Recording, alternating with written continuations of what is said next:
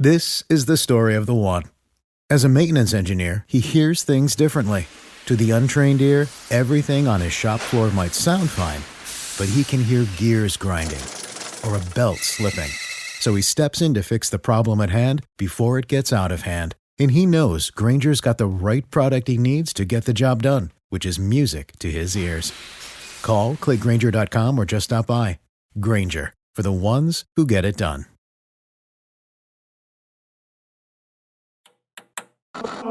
With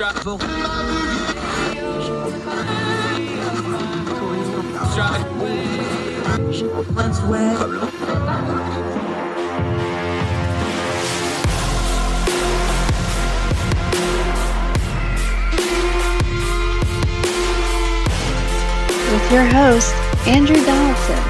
This is Heard Tell. All right, you got economic questions? This is one of the guys with the answers, or he claims to have them anyway. We're going to test that today because I got a couple of theories I'm going to throw at him. Good friend of the program. He is a contributor at Ordinary-Times Magazine. He is an economist. He works for one of them four-letter government offices, which is because, like golf, all the other four-letter words were taken. He does know what he's talking about, though. We love having him on the program. He's a very good friend of ours. Jericho Hill, sir, how are you on this fine day? I'm doing pretty good. It's a beautiful day up here in DC. Looking forward to getting into the hot tub in a little bit. It is today, but y'all were having NOAA level rainstorm there a little earlier. How'd that go? There was a lot of social media in Alexandria about how we apparently got 4 inches of rain dumped overnight. And for the first time ever, our sewers did not back up. It did not flood. Apparently, our capital improvement projects that we've had actually have worked. So people are really happy around Alexandria the last couple of days. Infrastructure, drink. That's not Hurricane Matthew down around North Carolina where we got 21 inches of rain in something like 3.5 hours or some ungodly biblical nonsense. That's going to flood no matter what. That's going to flood no matter what. Well, what was really funny was we had another hurricane 2 years later, and one of the bridges downtown had opened up a week before from being rebuilt from Matthew. That's how that goes. Anyway, let's talk economics. That's enough about the weather. All right. I want to tee you up on this because here's the problem with economics. We talk big words and nomenclature and theory and dead English guys and all this stuff with economics, and it kind of turns people off and their eyes roll in the back of their head, and they never get to the information they ever need about economics. So here's something practical for you, though. A lot of what's going on, and we're going to talk about how weird the economic numbers are. How much of this is because, and we are in a post-COVID era, so let's start there. Did economics and our government, and especially our populace, did we just completely underestimate how much of a service economy we have now? And it took COVID for people to really realize it, and we're still seeing the ripple effects of it because we haven't adjusted that viewpoint. Is that fair to say? If you're talking about, did policymakers recognize the sort of impacts that what we call the service sector has on the economy, and sort of the links and the chains between the service sector and other, sectors of the economy, financial, housing, government, military, stuff like that? Yeah, I think that, these are the things that you sort of see every day, but if nothing sort of stands out to you, it's not very tangible, so you kind of don't notice it, right? And that's true based on, just what we do when we go to the grocery store every day, versus, someone that's looking at data on a spreadsheet, doing econ forecasting. If we don't notice something, it's not going, if it doesn't pique our interest, then we're not going to sort of notice those little finer details. Only when something comes to the forefront, which is what we have here with COVID, basically, shocking the system. And then also, let's also keep in mind that when COVID happened, I think you can argue that, the white collar work fundamentally has changed for a significant portion of white collar workers now working from home, a much larger extent. It's changed preferences for in office versus home. It's changed preferences for commuting. A whole lot of folks got to not commute for 2 years. And then of course that all translates down to the service sector, where they're directly impacted by the fact that, hey, downtowns have been shut down for, well, not shut down, but have been lacking business activity for a while, and that service sector has had to sort of figure out what the heck they're doing and how they're going to get people and how they're going to continue on. Yeah, because the problem with the service sector is our politicians love to talk about manufacturing and industry. We're going to bring back the manufacturing jobs. Every politician ever Nope. says that. Biden Nope. says it every 3 weeks, which, I don't even blame him because he said it for 50 years. It's just part of his shtick at this point. I'm not even blaming him. Every politician says it. But what COVID really showed was, and it's a broad term because we think service workers, we're thinking, fast food workers, grocery workers, customer service, but really that includes things like insurance, finance. Most of banking now is actually service sector, believe it or not, even though any package being delivered to your house. The transportation industry has gone towards the service industry, especially with what they call last mile transport. And I don't want to make people rolls in the back of their head, but that is a paradigm shift in how business is done, is last mile transportation. Yeah, that's what I was referencing. Yep. But this country is a service economy now. And how do we get people's heads? It's been a service economy for decades.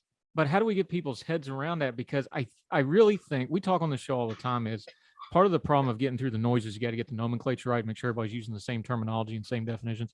I think a big part of this is, and I'm guilty of it too, I don't even think it's anybody's fault. I think it's just kind of how it happened. How do we change this to get people to talk about this is a service country economy now? I think some estimates, and it varies because of the number, they're talking 60-70% of our economy could fall into this definition. That should change our politics. It should change our policy, and it should change how we talk about it online and amongst our peers, shouldn't it? It should, but let's go back to think about, the U.S. as a big ship in the ocean, right? And it takes a lot of time and a lot of energy to have that ship change its course just a little bit, right?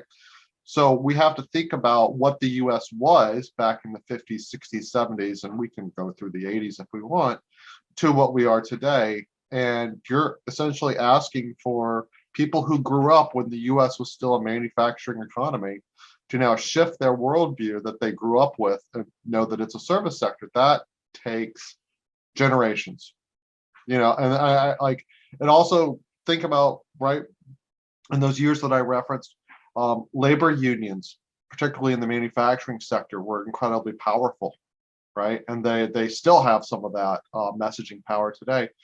But there's not really a corollary for a lot of the service sector workers, particularly the service sectors that we really think about. So I think you've got sort of that coordination and messaging challenge as well that maybe didn't exist when we were fairly easy to wrap your head around manufacturing issues.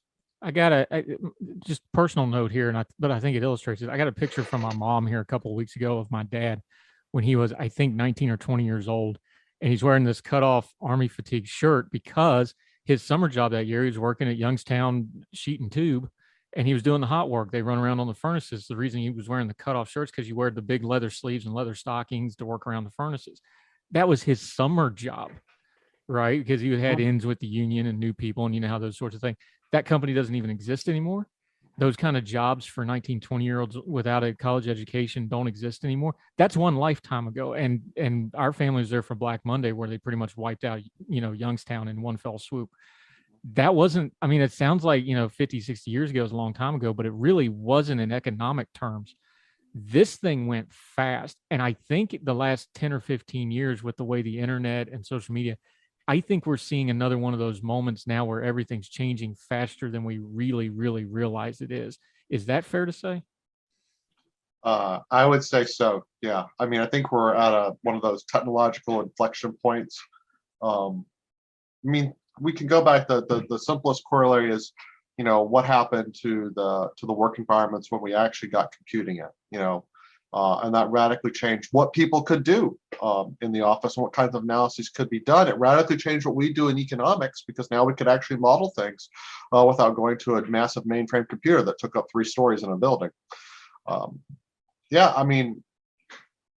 We're transitioning. We've got a generation, the millennials, that have now gone through 3 economic crises versus the Gen Xers that really went through maybe one, right?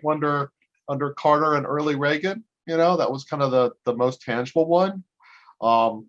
And then you've got the Gen Zers coming in, and they're starting their journey in the labor market, coming out of a recession, and where things are a little bit weird. Now, again, it's weird. Like they're dealing with insecurity. They're like they can't afford they don't think they're ever going to be able to afford a home, or at least any home that they would want.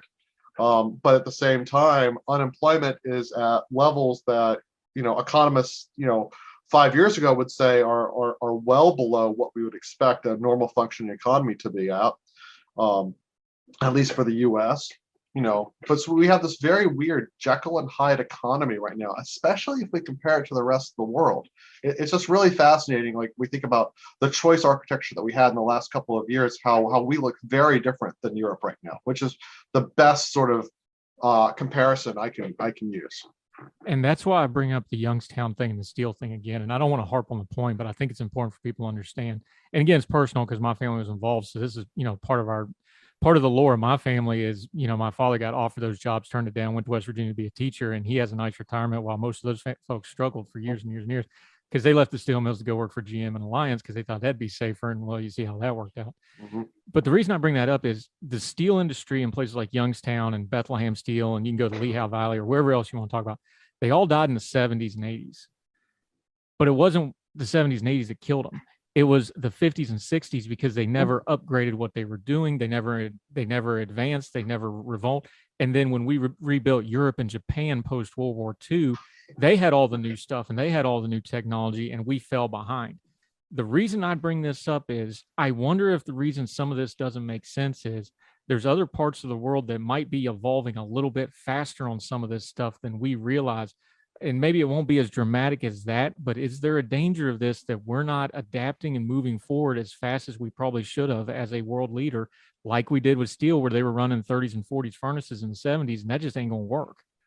I think that we've still done a pretty good job of capturing sort of the economic dynamicism of entrepreneurs and business starters who still prefer to come to the U.S. to create those businesses. Over Europe, over Japan, So I think that we still have that infrastructure in place. I do think, however, the emerging choice seems to be a European choice of accepting a little bit less of economic growth, but having a much better balance of life, I would say. Versus, sort of what we've had in the U.S., which has been sort of a hyper focus on profits and productivity at the expense of people working 60-hour weeks. So what is sustainable, right? Where are we going with choices, especially as the developed world is getting richer and richer? Well, the problem there is, and I'll just point it out, if I'm working a 60-hour week in management and you're working a 60-hour week as an hourly employee and you're box kicking and I'm at a computer, those on paper and in economic and on the spreadsheet, those look like the same thing. Those are not the same thing, though. No, they're not. And it's really hard. Just take me behind the scenes, but use small words so even I can understand it, though. When you're on the academic side, when you're analyzing this sort of thing, how do you get some kind of a variable in there to account for that? Because on paper, it's the same thing, but those are two very different things.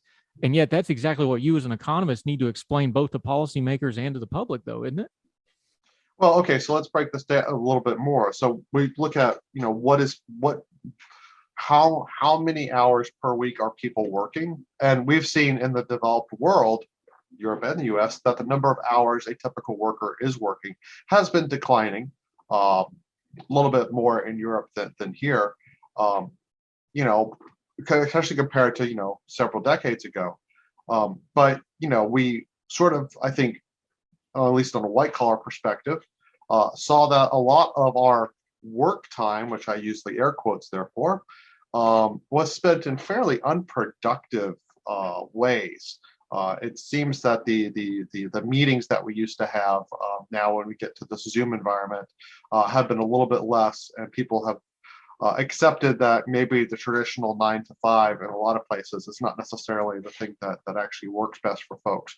And we've seen some flexibilities there. I think the biggest challenge for the US economy compared to Europe is Europe's already sort of had this sort of lifestyle focused economy for a little bit. They've been better about work-life balance and benefits, whatnot. Look, we know some countries, we laugh at it. They take a little, siesta in the middle of the day, or they have a wine hour at 1 o'clock. They're generally happier than we are here in the U.S. But we in the U.S. have had this essentially what I think a lot of us have called a K-shaped economy forming, and I think COVID really exacerbated that. What I mean is, and I've used this analogy a couple of times. We've got our service sector workers who are having to show up into the office, still having to commute, still working, 40, 50, 60 hours a week. And then you've got the white collar workers, like myself is in there, that are continuing to work their normal hours, but doing so at home without commuting, and much more, having much more pleasant circumstances to do it. And for up until COVID, the wage gains were almost exclusively happening amongst that white collar upper income set.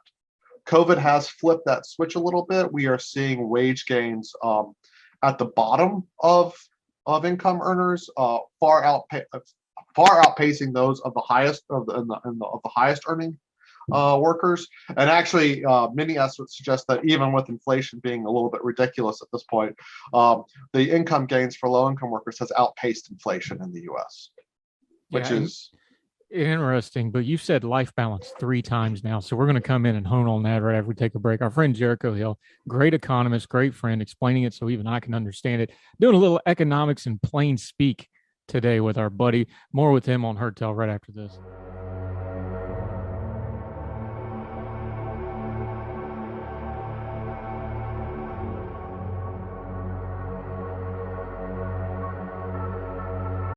This is the story of the one.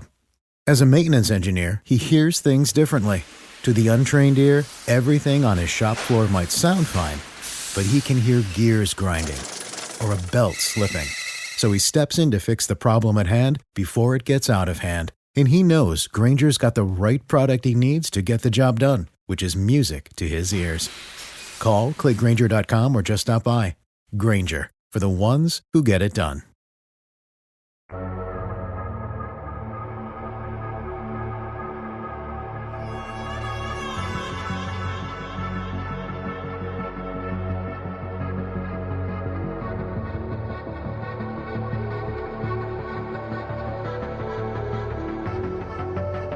Welcome back to Herd Tell. We're talking economics, but we're trying to kind of keep it on a lowest level. One, so I can keep up with him because he's got all them fancy letters after his name as an economist. Our buddy Jericho Hill joining us.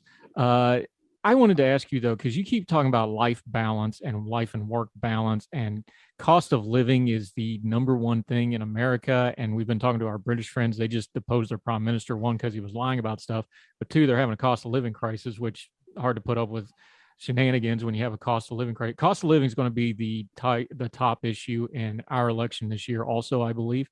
But I found something interesting this morning. I was in line at Bojangles. For the folks that aren't fortunate to know, that's a fast food place that does biscuits and chicken and things like that. Wonderful organization, great restaurant. But they had a sign sitting right beside the drive-thru this morning. I put it on my Twitter feed. I'll link to it in the show notes. And it was to get people to hire them. You've seen these signs all over the place, but I want to talk about the order that these things are on the signs, because this is a major company. They means test these things. They don't put them out accidentally, right? This is a produced sign. I'm going to read them in order. Number 1, earn extra pay, $250 every time you refer an employee that stays for 90 days. And that's got an exclamation point after it. So I stop you there just to say, why are they leading with that? Because $250 is the biggest number that they have, right? No. And 250 versus 15 an hour. Like, obviously 15 an hour is bigger with a lot of hours, but 250, boom, right there. Quick money, quick hit. Yeah. Get your friends to come work there. Boom. And if you're making $14, $15 an hour, not an insignificant amount of money either. No, it is not. Number 2 would be a big point for me. Delicious free meals. Free food. I'm in. I'll work like a dog for you for free food. Hey, yeah, you're right. Free meals, and guess what? Guess what's gotten expensive recently? Food. Bojangles fries, but that's why I got the seasoning at the house. But that's neither here nor there. You can get it on Amazon.com, folks. But this is where it gets really interesting. Okay, I'm just going to go through these. You stop me when you want to talk about it. Next item, work the schedule best for you. Mm-hmm. Free. So I'm Go gonna ahead. stop you there, because there's some interesting other sort of alternative work schedules that have come out. You mentioned the Lehigh Valley area and some of those manufacturing areas that are still there. Um, I've seen some programs and some studies done of some of these manufacturing plants now offering a 9 o'clock to 2 o'clock shift schedule. Guess who that's for, named at? I mean, that is for mama. Yeah, because, and we talked about this on the show before, the sector of the hourly workers that just got absolutely creamed was the 35 hours and under, because when school is out, they cannot work, because those were jobs when kids are out of school, or once the kids get home from school, they'd go pick up some hours. They got absolutely decimated, and that really hurt a lot of these service sector companies, because those are, if you run a restaurant, if you run a customer facing service business, those are your float workers and peak hour workers. And that's why you see a lot of these problems with these types of businesses, isn't it? And so, yeah, and of course, right now they're also struggling to get people into the door. Their GOP was out there on Twitter yesterday saying that 50% of small businesses are struggling to hire folks. And I'm going, yes, your unemployment rate is less than 4% again. We still have a little bit of folks that we would expect to come back. Our labor force participation rate is about a percentage or 2 point lower than it was in like 2018, 2019, I believe. So a little bit of slack there, but not a whole lot. But the point is, they're saying all these small businesses are struggling to hire people. Yes, it's a labor market. It's a workers market right now. If you're not offering and incentivizing these folks to come work for your company, some other company will. And Bojangles is reaching out to that. So they're saying, we're going to give you flexible schedules. So if you are a working mom and you want to do a 9 to 2, 7 days a week, you can. Like, they're going to find ways to make that work, because that means that worker doesn't go to KFC down the road.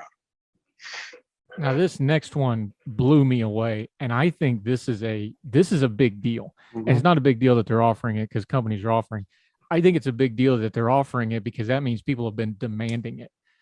This is right on the side. This is the fourth thing from the top, other than free food, which again, all this tells you is that workers have some bargaining strength right now. But listen to this one, because this, if it was a newspaper, this would be above the fold. They used to say, the part laying there that you want them to see: free telemedicine and telemental health. That's you want to talk about culture shifts in economics and in hiring. There's your one right there. Well, I mean, think about, when technology got to the point where it's very easy to do telemedicine. It's very easy to have, and these are often staffed by nurse practitioners, at least as a first pass. And we have this with my health insurance company. I can do telemedicine visits instead of wasting an hour of commuting. I can do a 15-minute meeting, and for most things, they can diagnose you, through that. You got a cold. Okay, we'll put in the cold prescription to the pharmacy. When you get off your work shift or your kid comes home, you can come over to the pharmacy and pick it up and, whatnot. Technology makes it super easy. People are able to now, think about 10 years ago, we couldn't do this because we didn't have these smartphones that literally everybody has, no matter what your income level is. Everybody's got a smartphone, which has video capabilities. So now we have this accessibility. So they're saying, look, we're going to engage a subscription service. That's what they do. There's companies out there that do, have primary care and nurse practitioners, ready to talk to folks. CVS has this with minute clinics. If you walk in, it's the same business concept. And they can provide that because the cost is actually fairly low if you do it for a big pool of employees. But it is a benefit that means that they don't have to think about it. They don't have to think about, how do I get to the doctor's office when I don't have a car and I rely on the bus and the bus is late? What if my kid's home sick and I still need to go and have, a regular checkup? I'm feeling stressed and anxious and I want to do some counseling, some mental health stuff. Again, how do I fit that around my schedule? Well, guess what, right? These sorts of online sort of virtual environments are now allowing people to do that. It's an easy benefit, I think, for a big company to do. I think it's fairly low cost, but it signifies that, hey, we're willing to put this forward as a benefit, and we're going to have that as a subscription that you don't have to worry about. And I think, again, if KFC is not offering that, guess who's going to walk in the door? Right? You're making their life easier. And somebody that's been a manager, because I was doing that before you and I both, but you'll understand what I'm talking about here.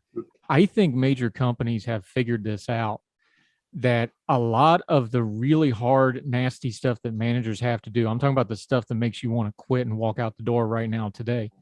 I think a lot of these companies, I need to write about this. A lot of these companies have figured out that they've been having their managers do a lot of stuff that mental health ought to have been doing, not their managers. Because, and you've been in that, they want to talk about their something went wrong at home. Something went wrong with the significant other.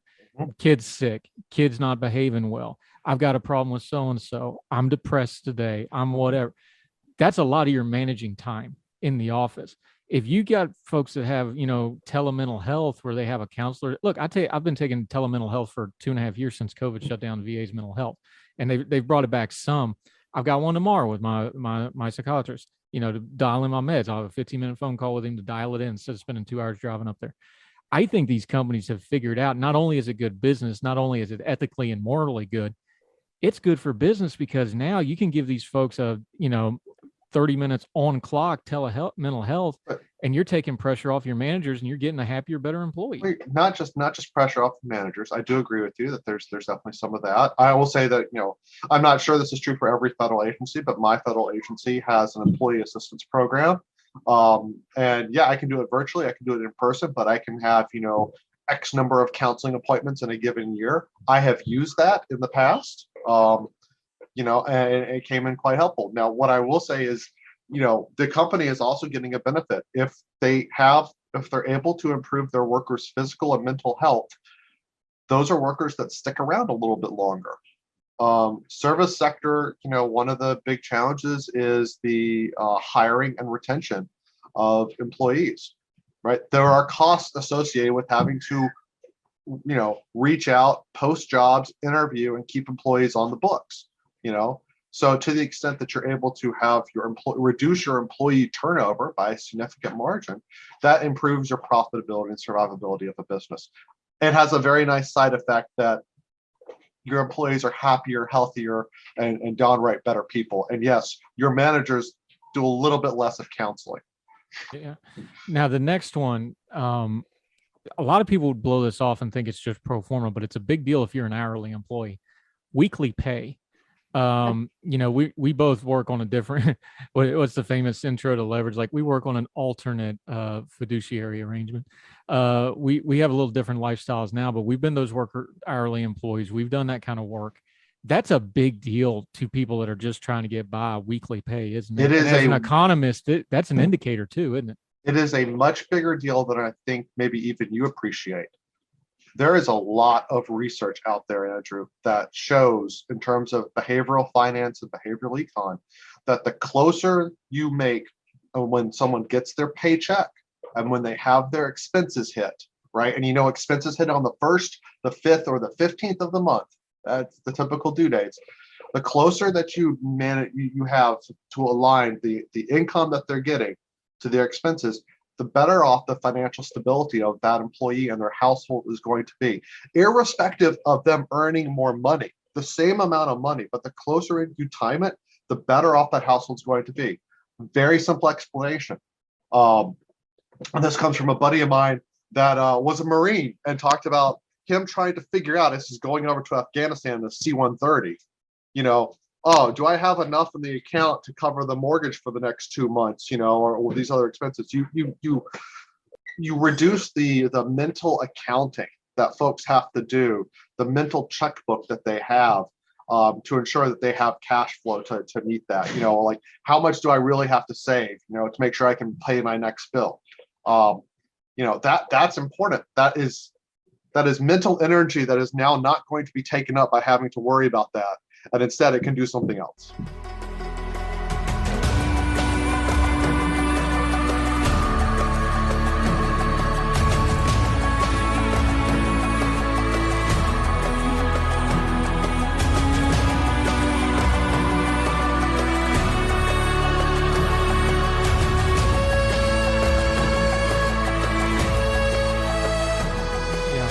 I think And the last company I worked for, even though I was on the management level, I was paid weekly, just because the pay structure of the company, hourly management, unless you were at the executive level, we all got paid weekly.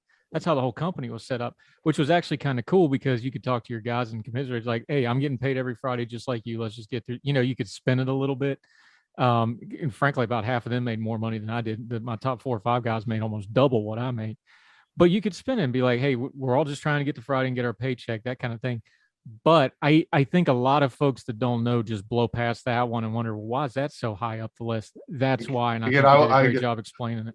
Again, I mean, I could point to a number of studies. I'm happy to do that in a post later on in Ordinary Times. But there are often very few one weird trick to solve things, and better timing income to expenses is literally one of those simple little one weird tricks that actually works and doesn't cost anybody really anything. Yeah, it's just rearranging your pay schedules a little bit. And since most checks are electronic, I mean, it's not like there's a paper being cut anymore. Yeah, any company of marginal, you know what, even small businesses now, everybody's direct deposit because of there's also benefits to doing that on the company side of it. The rest of this list is career advancement and then the hourly pay for team members and shift managers. I think there's a little psychology here involved. We've been talking about the economic side of this. Like you said, they opened up with the $250 bonus up front. Then they talk about weekly pay, then career advancement. That's how people think about it. Short-term first, long-term second. Mm-hmm. I find this little sign very interesting way to talk about practical economics. We opened up talking about how economics gets too big, wordy, and too many, charts and graphs and too much math. And I don't do math. This is the practical level of economics that I think folks, they can get their head around, but at the same time, we also tend to ignore it the most, don't we? Mm-hmm. I mean, we as economists do often ignore this part, though we're getting better at it when we're considering sort of non-monetary benefits that folks are realizing when they go to work. And I do think this is the corollary to the white collar work now. Are you going to force us to come back to the office, or are we going to be able to be home based a bit more? And I will tell you, even within the federal government, we have there's definitely a difference in agencies in terms of what their telework positions are going to be post all pandemic, but we're seeing those plans sort of get finished and whatnot. And you have agencies running from full-time telework to everybody in the office 4 days a week. It's very telling where the good employees are going from those agencies that are requiring them to be in the office quite a bit. It seems to me that there is a shift afoot of folks leaving agencies that are not offering that telework benefit. Yeah, and it's easy on something like the federal level where everybody's slotted and everybody, exactly what they're making, exactly what their benefits are. So if they start moving around, it's going to be obvious why pretty fast because you've got a pretty good control. Yeah, and for folks that may not know, no, you cannot, as someone in this world, be home-based and be collecting a DC locality pay, which is much higher than, say, Omaha, Nebraska, and then live in Omaha, Nebraska and book the difference. No, that there are things that are in place in every contract that pretty much make that either highly impossible or just flat impossible. Yeah. So, that's called the West Virginia rule in DC because everybody started moving across the border right there and they're still driving to the train station and riding in and getting the split. So, So, I mean, you still have to be able to get into your home office and whatnot on a fairly quick turnaround, which you couldn't really do, except it would be prohibitively expensive if you lived anywhere else. But, I think that's worth pointing out that I think that we're going to continue to see that. We've seen, other businesses, say, oh, we're gonna go back to what we were doing. And they've had to sort of change that. I mean, heck, even at my own agency, I've seen the discussions, like even in management, it starts off, managers will be in the office this many days a week. And then a couple of weeks later, it's been reduced a little bit. It's been reduced. I mean, people respond to incentives. That's economics. Everything else is details, my friend. All you need to know is figure out what the incentive structure is.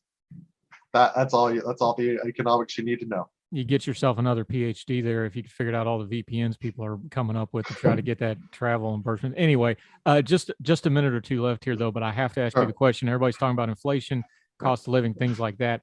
We're starting to hear rumblings from people who generally know what they're talking about, though, that a lot of people thought recession was inevitable. A lot of people talking now, they think it may not be as inevitable. We may have avoided the worst of it. There may be inflation, may be peaking, prices might be peaking. Do you buy that talk? I know you don't like to predict things, but there's some people that know what they're talking about that think the recession thing might not be as big a monster as it was. Not that we're out of the woods yet, but it's maybe backed off a little bit. Is that true? So I would say it like this. We are seeing some positive signs that inflation has peaked or is peaking. Home price growth and should decelerate with the Fed jacking up, the Fed funds rate, which then impacts the mortgage rates. And we've seen mortgage rates go from 3% to 5 to 6%. So that will slow things down a good bit. That will reduce the housing and shelter inflation that's been driving a bit of that. We're seeing oil has come down a good bit. And I will say, just as I said that Biden probably got too much blame when oil went up, he's going to get too much credit when oil comes down. That's just the vagaries of the world economy, but that's a positive sign that we're seeing. So yes, I am optimistic that the worst of the inflation spike is over. I think this is more like a wave, though, that comes over the beach, and then it takes a while for everything to drain back into the ocean. And that's sort of where I am right now. I think maybe we've peaked, but I don't think it's gonna. I think it's going to stick with us a little bit longer than we wanted at some elevated levels. We're going to have some flooding for a couple of days, so to speak. Now, and then, we also looked at, hey, employment's doing great. As I said, like I wanted to start this with Andrew to say, we have a very weird economy. We have high inflation. We have incredibly low unemployment. We have wage growth that's better than most actually pretty much all European countries at this point. And so this is one of those weird things, could the Fed have possibly engineered a soft landing? Yeah, it's possible. I think that it's probably best to think about what might happen. I might think of this as more like a 2001 recession versus like a 2008, right? 2008 was pretty bad and lasted for years, and impacted people. 2001, we did have a mini recession, and then things just kept on going. And maybe we're looking at something more similar to that. That's where I am right now. That's sort of my thinking. I really don't want to fall into the trap of the classic define a recession only using one metric, and that's a recession. I think we'll see a slowdown. I think that we will see parts of the economy more impacted than others, but could we possibly be avoiding the worst of the worst? Yeah, I think we are. I think we're gonna thread that particular needle, but I don't want to predict that there's not going to be some pain. Yeah, good stuff as always. Our good friend Jericho Hill. Let folks know where they can follow you on social media and your writing until we get you back, which is going to be soon because it's going to be a whole summer of this economic news, I'm afraid, my friend. Oh yeah, well, now that I'm done with all my other stuff down south, I'll be more available. You can find me on Twitter at economist. And you can find me at Ordinary Times, same darn name, economist. That's where you'll find me at. He does great work. We're going to get him back writing at Ordinary Times now that his schedule is going to settle down a little bit, and we will definitely keep having him in the heavy rotation because you do good work. Thank you so much, sir. Appreciate your time. All right. No problem, sir. Bye-bye. Yep.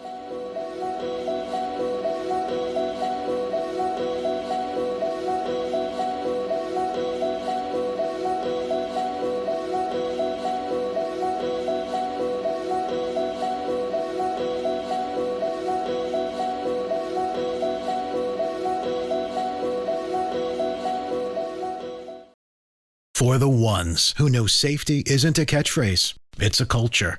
And the ones who help make sure everyone makes it home safe.